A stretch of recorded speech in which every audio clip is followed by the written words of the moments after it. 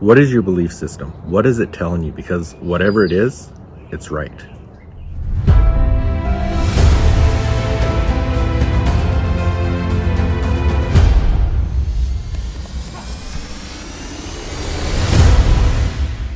Hey, welcome back. Jeff Heggie, Daily Success Strategies. Thanks for being with me today. So what is your belief system and what is it telling you? Because if it's telling you you can do something, it's right. If it's telling you you can't do something, it's right. Your belief system is such a powerful source for what you're going to be able to achieve. Now, last night in the Confident Athlete Program Expert Series, we had an outstanding call with Todd Stottlemyre. It was one of the best calls we've ever had, and we got so much value out of it, and the feedback has been unbelievable. But one of the things that I want to share with you today is he was talking about our belief systems, and exactly what I said. Whatever our belief system is that's what's true for us. And he shares a story of himself when Dave Stewart came from the Oakland Athletics to the Toronto Blue Jays and became a mentor to him and really helped him with his belief system, his visualization, all those things. So I want to talk more about this in a moment, but first of all, I want to allow you to listen to what he says about that, and then I'll be back. I think about confident athlete. I think about the title confident, and I'm like, geez, and where does it come from, confidence? Well, belief. It's like, what, you always hear, you're only going to perform at the level of your beliefs, your belief system. You can't outperform your belief system. So if you think you can, you're right. If you think you can't, you're right. So it's kind of like, what's your belief system telling you today? Does your belief system tell you you can? Because if so, I want you to know you're 100% right. And if your belief system says you can't, I want you to know you're 100% right. And I know that sounds crazy, but it's kind of like, but how do we, and then I think about belief system, it's like, well, how do you, do you do well and then you believe? How do you acquire a belief system? And I just go back to the story that I had with Dave Stewart in 1993, and it was all based on visualization. And here this guy, he came over from the Oakland A's, and as I was telling the story in the book, my father used to have me watch him from afar, and he's known as the guy with the stare, right? Hat down, stare. And he became my mentor without even knowing him. But when he became my teammate, I was so excited because he'd already was a World Series champion. He'd thrown a no-hitter. He'd won 20 games, 4 consecutive years with the Oakland A's. And he had achieved everything I wanted to achieve, but I have yet to achieve it. And on this first day of spring training, Dave says to me, I'll never forget it. He says, early in the day, he says, hey, man, he says, what kind of year are you going to have? I thought to myself, oh, good Lord, I hadn't even thought. This first day of spring training, pitchers and catchers are getting together. Listen, all I could focus on was the golf game after the pitchers workout, to be honest with you, because we had a big golf match that day. And I kind of looked at him, and he goes, listen, man, I'm going to have a great year, but, I need you to have a good year. Now, you want to talk about partners, mentors, about leadership, about empowering other people to do well, and he goes, look, and he looked right at me. He goes, look, I need you and this team needs you to have a good year. Me having a good year isn't enough. I was kind of like, wow. And then about halfway through spring training that day, the workout, he says, hey, do you want to go for a run afterwards? I didn't have the guts to tell him no, first of all. I want everyone to know I did not want to go on that run. But at the same time, because I had a golf game with some of the other guys and other pitchers. But here's the other thing. It was like, I thought I didn't have the guts to tell him no on one hand. And on the other hand, I was like, man, this is a guy I looked up to. I get to go hang out with him and we're going to go on a run. Now I'm going to tell you about the run, and I'll tell this real quick.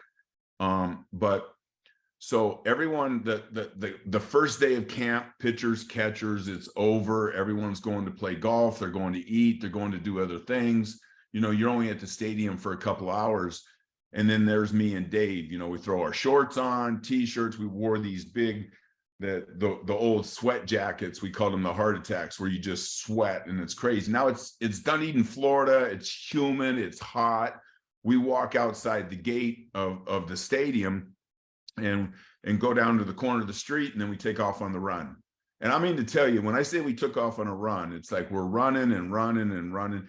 And now I'm not saying a word, Dave's not saying a word, but we're pounding the pavement. And we just keep going and going and going. And the only thing I could think in my mind is, dear God, when is this guy going to turn around? Because we have to run all the way back. And every time it just keeps getting further and further away. And I'm like, this is, and on one hand, I'm thinking this is the coolest thing in the world. I'm with my mentor. On the other hand, I'm thinking, please, Dave. And I'm thinking, I start praying to God, please, God, turn him around. It's like, well, we got to get back to the stadium, right? He finally turns around. We get all the way back and we walk in through the gate. And I mean to tell you, we are drenched from head to toe. It's been a long run. And Dave looks at me and he says, hey, man, can I ask you a question? I said, yeah. I said, what's up? And he said, what did you think about on that run? And I was like, for the second time that day, he asked me a question I didn't want to answer. You know, the first question was in the morning, what kind of year are you going to have? I hadn't even thought about my year. No preparation in my thoughts, no intentions of my year going into spring training. And this was in 1993. And then he said, on the run, he says, you know, what did you think about? And I looked at him and I said, man, you want to know the truth? He says, yeah. I said, the truth is, all I could think about is how far is this old guy going to run? And I was like, man, I said, I was tired. We were sweating. He laughed. He got the biggest kick out of that. As we hit the locker room door, right, we're going to go inside the locker room underneath. And I don't know why. I have no idea, but I got the courage to ask him what he was thinking. So I said, Dave, can I ask you a question? He said, anything. I said, what were you thinking about? He says, man, I'm glad you asked. And he says, you know, Todd, he said, on every stride during that entire run, I was visualizing, I was seeing myself get major league hitters out. I was seeing myself strike guys out. I was seeing myself throw the perfect fastball, the perfect forkball. I was seeing myself throw no hitters. I was seeing myself have a great year. And he says, and I just kept seeing it over and over. And then he said something so important. He said, I not only could see it, I could emotionally feel myself throw the perfect pitch. And I was like, wow. We're both starting pitchers in the major leagues on the same team. And the only thing I could think about in that very moment, I'm not doing anything like this guy. Like, he is so far ahead of me. I'm like, I hadn't even never thought about anything like that.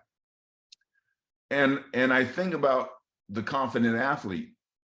And it's like, and I tell my kids all the time, look, when you can see something, when you can create a picture in your mind, whether you're a business owner, an athlete, or just something new you want to accomplish that you've never accomplished before, you first have to see it.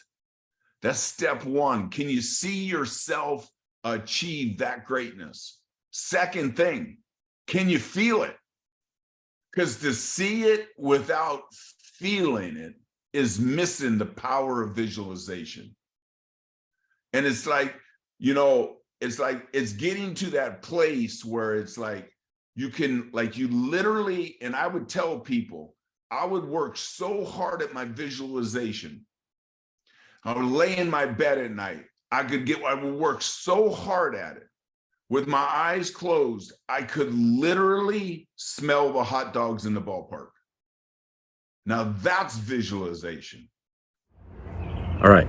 Like I said, that was an outstanding call with Todd last night. There's so much value that he shared. And so I hope this is something that really allows you to look at your own belief system and really take control of it and really look at visualization as a tool that you can really utilize.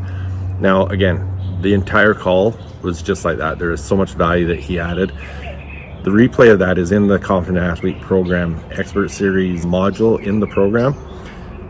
what we've done is we've created what I think is an irresistible offer just to get people to come and try it out. Come try out the Confident Athlete program. Whether for this call alone, the offer to just come check it out for a month is a no-brainer. Just to go listen to that call, but there's so much other value within the program that it makes it even more worthwhile. But go to confidentathleteprogram.com/membership. You can check it out. At the time of this recording, you can get in your first month for only $9.97, and just listening to that call alone is definitely worth a while. And you can cancel at any time, but I'm really confident with everything that we got going in the program, with calls like that with Todd and the other stuff, that you'll want to stick around. But please come check it out. Incredible program. Thank you for sharing all your insight, Todd. It was outstanding. And I'll be back on Friday. Athletes put a lot of time, money, and effort into the physical aspect of their sport, but they often neglect the mental game. And the mental game, it's just as important as the physical. In fact, it's often the differentiating factor between good and great athletes.